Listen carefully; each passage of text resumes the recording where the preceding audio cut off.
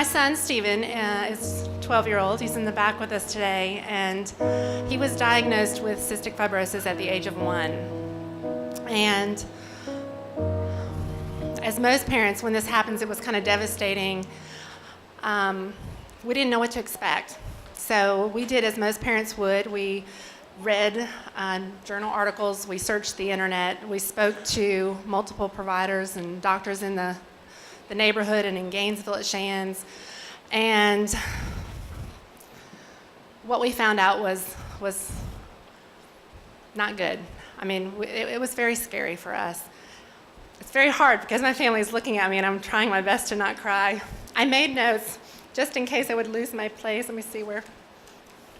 Leslie was so kind. I was a pediatric case management nurse at the time, and one of the things that I did for me was I searched out every patient, every family that was admitted to the hospital that had cystic fibrosis to learn as much as I could to see what we might have to anticipate and expect.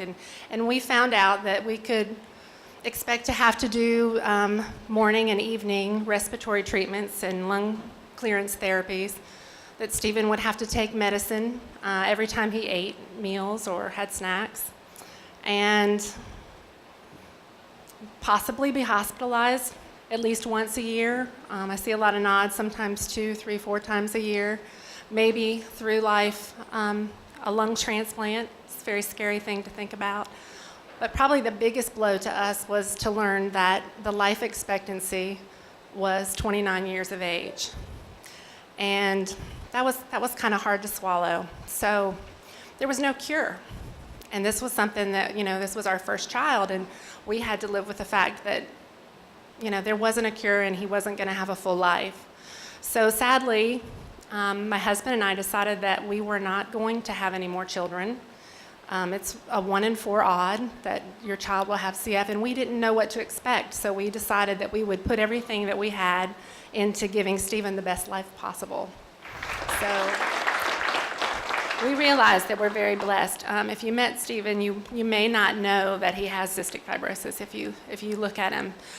Many of the doctors and nurses and teachers recommended that we not put him in daycare, that we keep him out of public schools, that we not allow him to participate in activities and sports because he would be exposed to children who were sick or carried disease.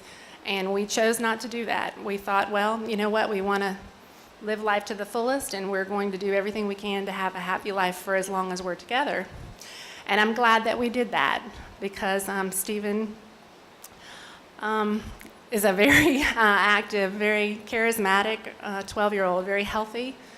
He's a 7th grader at Deer Lake Middle School. He plays the tuba, and he's, by the way, one of the biggest FSU fans. He's been going to the game since he's been 10 months old. And those are all good things. Him cheering for the home team and him playing the tuba are all things to keep CF lungs healthy. I mean, I could go on and tell you the many challenges that Stephen faces every day. I could tell you the burdens or the sacrifices that we make as a family that lives the life of CF every day.